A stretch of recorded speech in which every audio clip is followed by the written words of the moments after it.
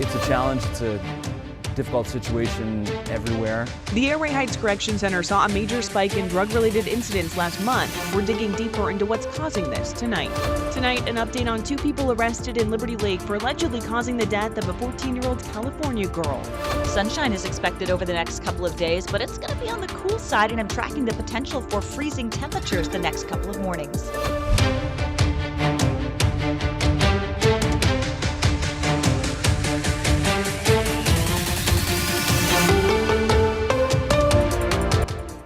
Good evening. Thank you for joining us for KREM 2 News at 5 o'clock. I'm Sydney Schofield. Mark has the night off. A California couple arrested last week in Liberty Lake now faces charges for the murder of a child. The crime happened in California last year. KREM 2's Regan Gallo joins us live with the details. Regan?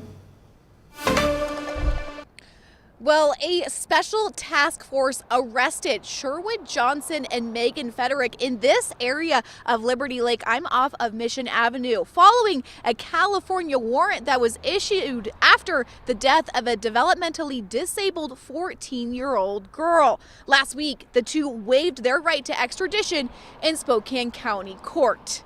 Now, today, Johnson and Federick had a hearing in a California courtroom, and we have since learned that that arraignment will be continued. The two face charges for murder and willful cruelty to a child, injury and death. The Sutter County Sheriff's Office say in January of 2025, a 14-year-old female was found dead in a residence in Live Oak, California.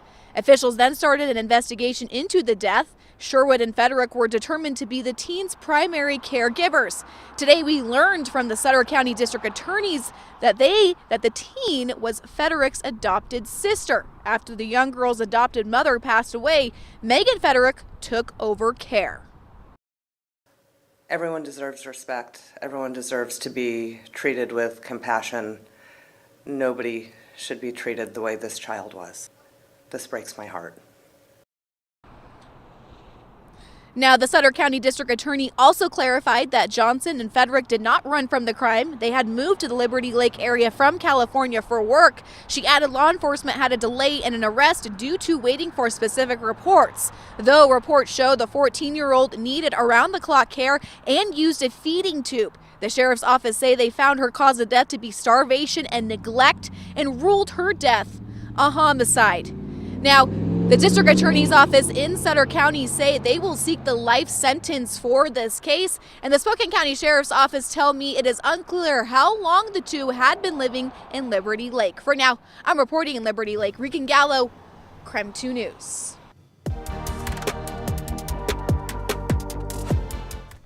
The Airway Heights Correction Center saw a major spike in drug-related incidents last month. Washington's Department of Corrections, or DOC, is reporting roughly 3 times more incidents than the usual monthly average. It's a major issue at all of our facilities across the state.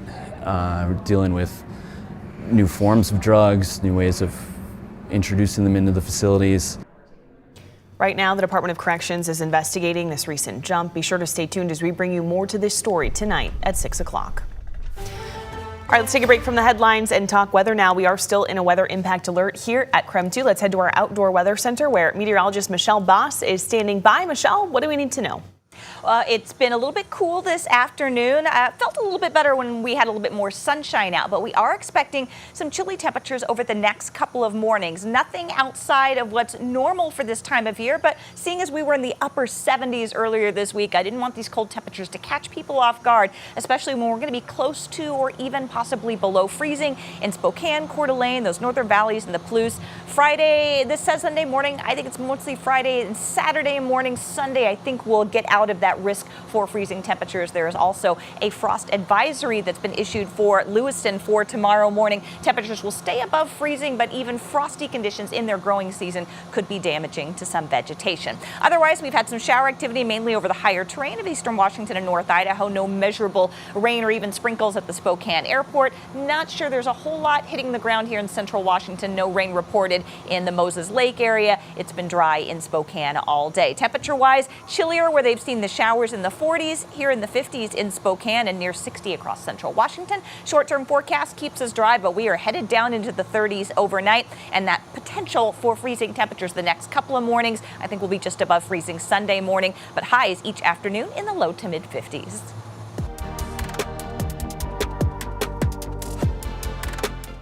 Across state lines now, the Post Falls interim police chief Jason Mueller is no longer in his role. We don't know why, but the city told our news partners at the Coeur d'Alene Press he's no longer employed.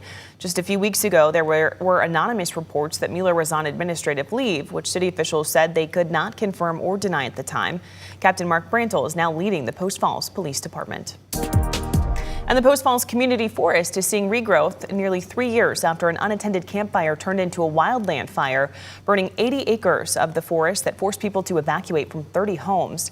Through donated seedlings, the volunteer group Friends of the Post Falls Community Forest has planted trees and done rehab work. With close to 1,000 boxes of seedlings planted, workers removed vegetation and small trees, treating 71 acres to prevent future fires and increase forest resilience. Officials say the recovery comes down to how the ecosystem bounces back. The federal government is overhauling the U.S. Forest Service and consolidating offices nationwide. The Wenatchee and Seattle offices here in Washington could potentially be impacted by this. However, the Olympia and Boise offices would stay open. Many workers in the Northwest say closing and relocating offices will likely mean losing a lot of expertise and research because many employees will not want to relocate. They have to know that those researchers and those employees are not going to want to uproot their lives and like decades of research that they've been doing and building community in these areas to move. Forest Service Chief Tom Schultz says this reorganization is not about cutting staff or research projects, but about balancing the budget and addressing a shortfall. Since I moved here, I didn't have a chance to work in the food, but it was my dream. As Team Egypt gets ready to set up camp in the Lilac City, we hear from the owners of a new Egyptian restaurant who are ready to open their doors soon. But first, we hear from second graders in Liberty Lake that got the chance to help kids just like them. Find out how you can help the same nonprofit coming up after the break.